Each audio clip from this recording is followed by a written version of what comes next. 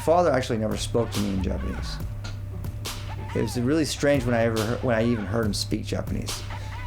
That's another weird thing, is that he is Japanese, you know, born and bred Japanese man living in America. But when he moved here, he definitely socialized himself as an American, a Japanese American.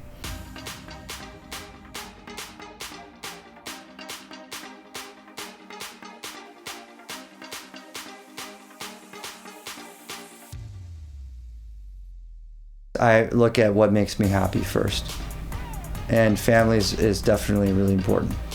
So I don't look at it as like a hierarchy scale. I look at it like, well, I love family and I love music. And business is in music, but it's not necessarily my primary goal. My primary goal is to make great music and connect with people with that music.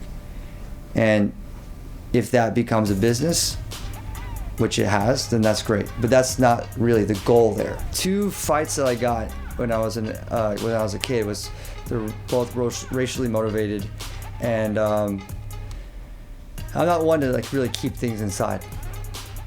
I couldn't really talk to my mom, because she would just be like, you have to just shrug it off and don't cause any trouble. Do not cause any trouble. We're lucky to be even in this community. We don't want to be ostracized. And Newport Beach is a beautiful place. I mean, if I was to, you know, look around and see a place to like raise my kids, I'd be like, this is a perfect place to do that. But it's like in that sheltered approach of what safe is, that where ignorance can breed and not get checked.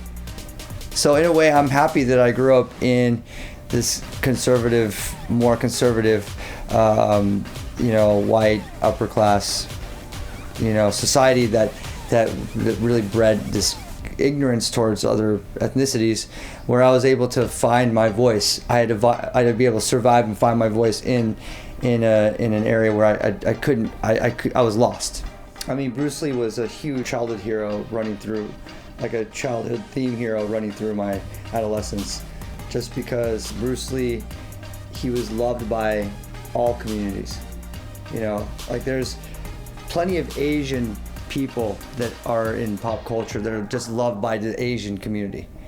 But he was one of the only ones that was globally loved by everyone. So I always looked up to that kind of idea, that like that us Asians have the capacity to actually be part of popular culture and influence not just our own culture.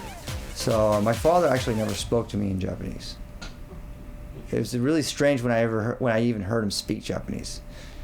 That's another weird thing, is that he is Japanese, you know, born and bred Japanese man living in America. But when he moved here, he definitely socialized himself as an American, a Japanese American.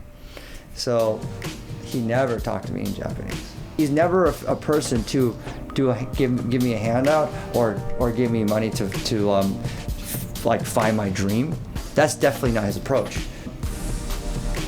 He just he left the lane open for me to follow in his footsteps, but he didn't push it at all. He's like, if you want to join into this business, it's not like you join in and you're gonna automatically rise to the top and you're gonna run the company. There was absolutely no conversation like that.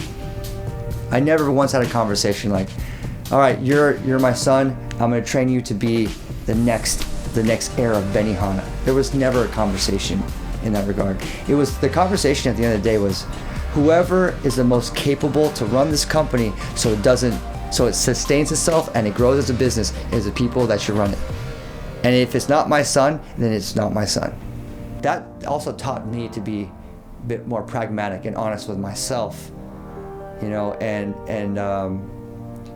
not have the issues of self-pity and issues of, you know, ego that can really bring you down and stop you stop you from growing yourself.